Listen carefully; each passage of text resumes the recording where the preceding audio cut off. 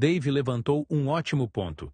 Dave mencionou no chat que, para abrir o abismo, eles precisam atingir 21 teraelectron-volts, certo? Isso pode acabar acontecendo antes dos 7 anos e meio, quando terminarem de trocar os ímãs.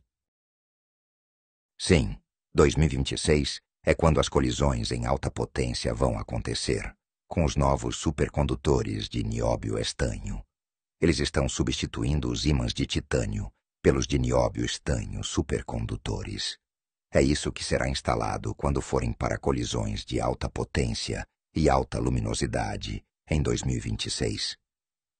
Se o mundo ainda estiver aqui, eu vou ser direto. Não acho que isso vá acontecer. Não acho que 2026 será uma situação onde o mundo estará intacto o suficiente para que essas colisões aconteçam no CERN.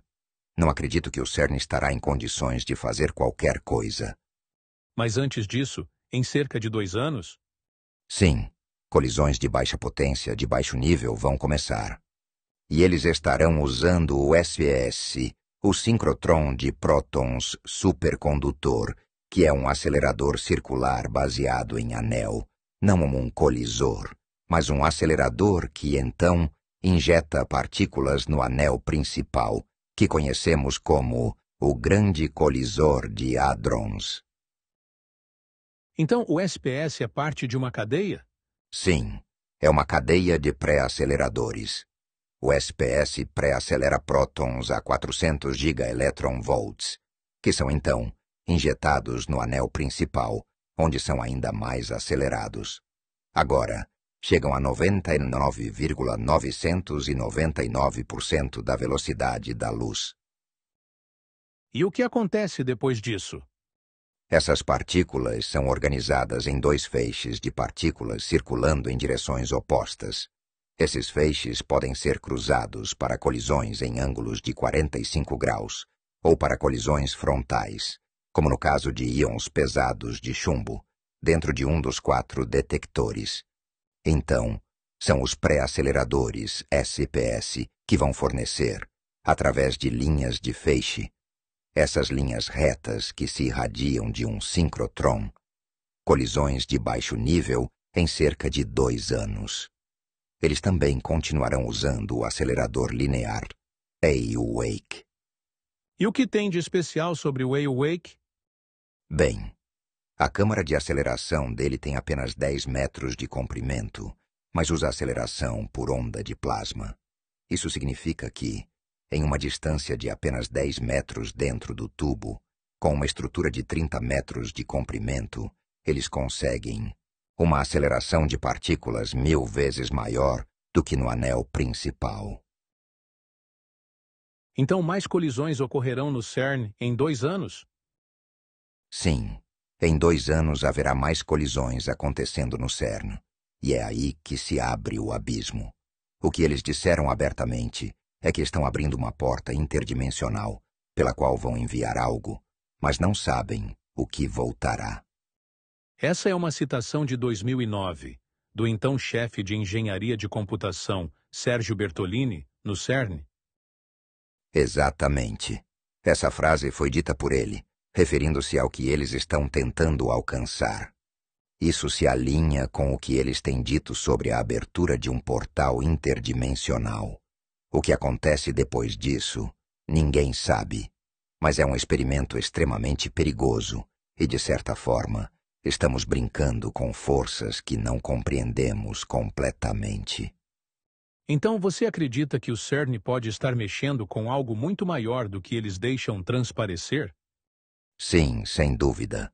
O que está sendo experimentado lá não é apenas sobre física de partículas, é sobre manipulação da realidade em si, sobre limites que poderiam alterar nossa percepção do universo.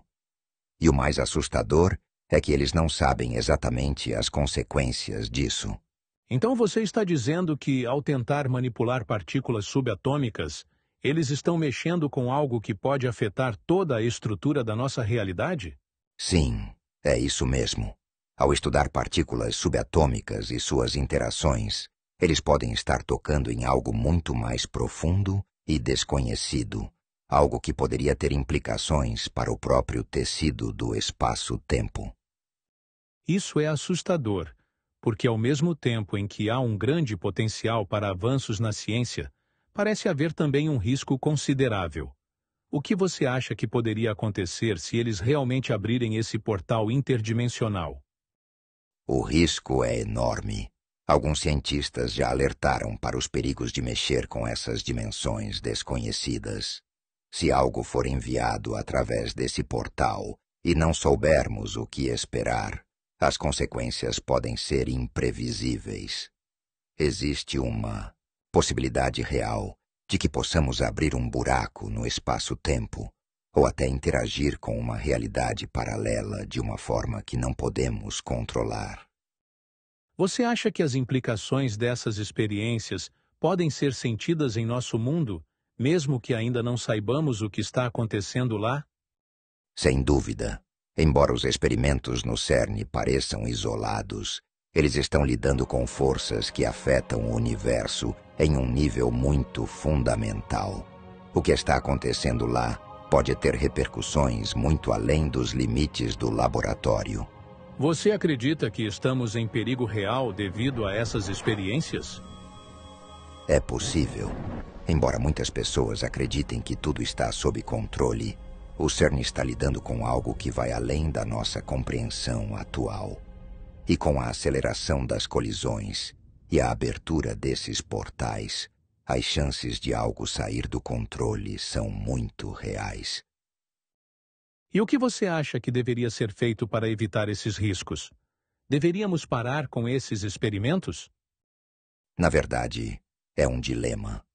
A ciência e a pesquisa são fundamentais para o avanço do conhecimento humano. Mas o que está acontecendo no CERN parece estar ultrapassando os limites do que é seguro.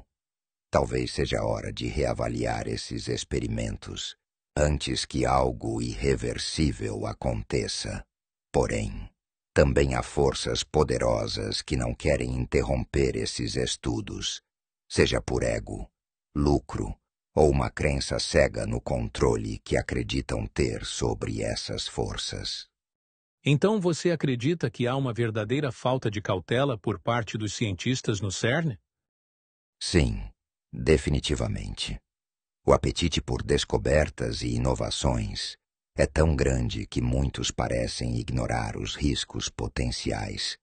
O que é alarmante é que, apesar de os cientistas estarem cientes do perigo de brincar com forças tão fundamentais, parece que o desejo de avançar é mais forte do que a precaução necessária. E o que pode acontecer se as coisas saírem do controle? O que está em jogo? Se as coisas derem errado, as consequências podem ser catastróficas. Podemos estar lidando com algo que pode distorcer ou até mesmo destruir a própria estrutura da realidade como a conhecemos. Estamos falando de mudanças em escalas cósmicas que podem afetar toda a Terra e além. A verdade é que ninguém sabe o que aconteceria se essas forças fossem liberadas sem controle. Como mencionou o Dave, isso é 20 teraelectronvolts. Desculpe, 20 petaelectronvolts. Vamos corrigir nossa terminologia e medida. 20 petaelectronvolts. Agora, isso acontece na área norte, que é o centro do anel. Pense espiritualmente. Pense nos círculos de magia negra. Pense na simetria do vídeo com o círculo e as figuras preta e branca no deserto, no leito seco do Lago Branco. Eles tinham um círculo que representa o anel principal? Exatamente. No centro do anel, as duas figuras estavam fazendo sua dança. A dança da simetria é que representa o ponto central conhecido como o ponto de impacto da área norte. Esse é o final de uma linha de feixe, onde os experimentos e colisões acontecem. Esse ponto central está no meio do anel, dentro do círculo mágico, certo? Sim, e em física, esse local realmente funciona dessa maneira, onde eles abrirão a porta para o abismo. No ponto central do anel, no centro do círculo mágico. Isso acontece no nível quântico. Você pode nos dar mais detalhes sobre isso? Claro. Vamos ser específicos. Pegue o condensado de gluões, chamado Strangeless, que é produzido sempre que você atinge o limite de 10 teraelectronvolts.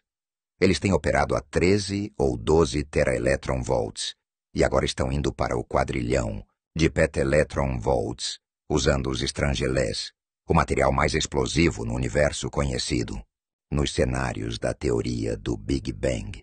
Esse material precedeu na linha do tempo o bóson de Higgs, a chamada partícula de Deus.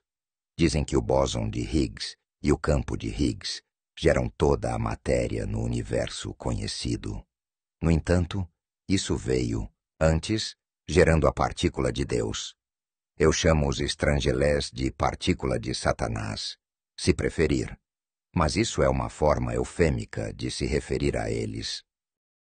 Você está dizendo que os Strangelets são ainda mais poderosos que o bóson de Higgs? Sim, e estamos lidando com o material mais explosivo no universo conhecido.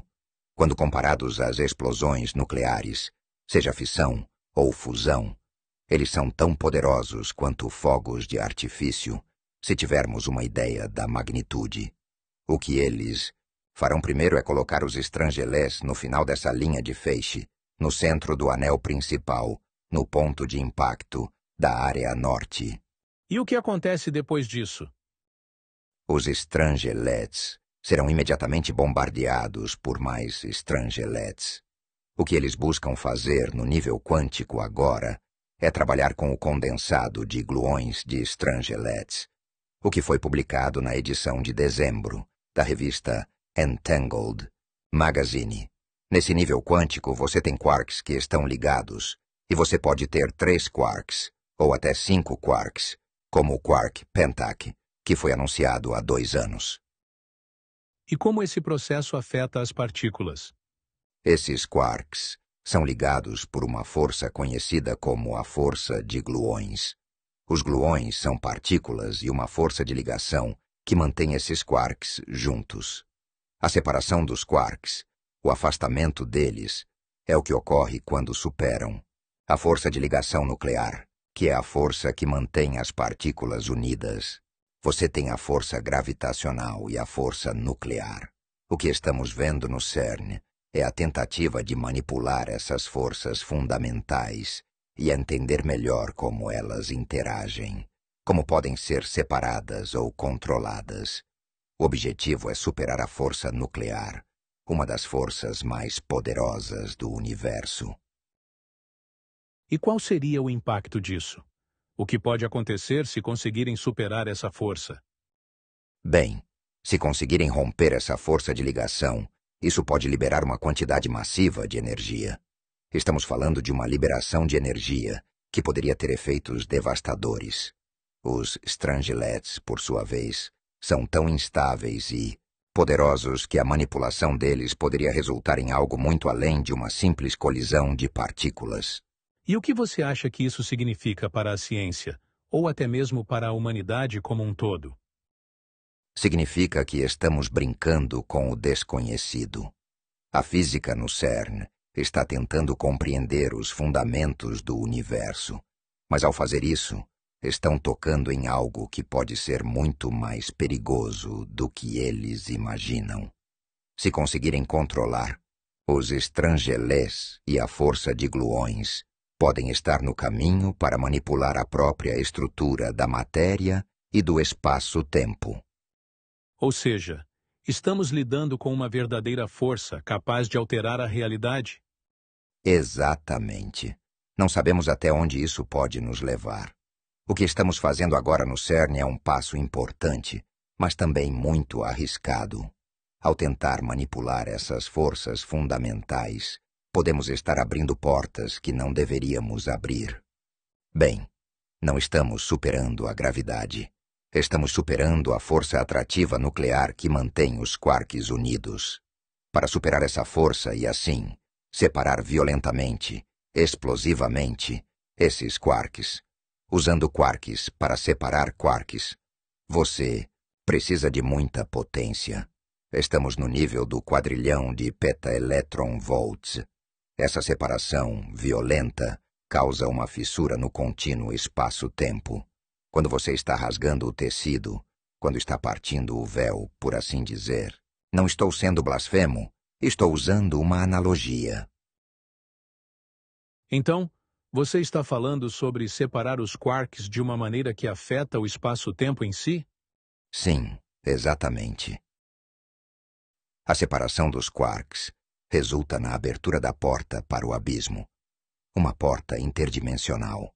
A chave para o poço sem fundo é dada pelo anjo que foi expulso do céu, em Apocalipse 9, que recebe a chave. Essa chave é a 49ª chave. E qual é o papel das simulações computacionais nesse processo? O que eles fazem nas simulações computacionais quânticas é pegar todos os dados coletados no mundo e rodá-los através de computadores quânticos. O que estão fazendo é pegar esses dados como geradores de números aleatórios. Nós, como humanos, somos máquinas de Boltzmann. Estamos operando de maneira estocástica, ou seja, de forma aleatória. Então você está dizendo que, de certa forma, estamos todos envolvidos em um processo de geração aleatória de números? Sim, é isso. Somos máquinas de Boltzmann. Quando tocamos a tela de vidro do celular, ou quando fazemos entradas de dados no computador, estamos gerando dados que são coletados por Smart Dust, sensores espalhados pelo mundo, alimentando informações na computação quântica. Esse é o processo de geração de números aleatórios, de forma estocástica. Esses números aleatórios geram probabilidades, e essas probabilidades são definidas como adivinhação, a previsão do futuro. O processo de adivinhação está lá, porque eles tentam, por meio dessas iterações de dados, descobrir padrões. O objetivo é encontrar o padrão que define a 49ª chave. Estou indo bem a fundo aqui, pessoal. O padrão é um conjunto de pontos de dados. Todo esse processo se afinando, se concentrando. Então você está dizendo que a computação quântica está sendo usada para prever o futuro, ou pelo menos descobrir um padrão interdimensional? Sim, é exatamente isso. Pensa como a tabela de Crowley, ou como Edward Kelly a descreveu. Isso é um processo divinatório, de comunicação interdimensional com anjos caídos, com o propósito de se comunicar através desses padrões. E como isso se conecta com o CERN? Como o CERN está envolvido nesse processo? O CERN está no centro dessa manipulação, porque o que estão fazendo lá não é apenas um experimento de física.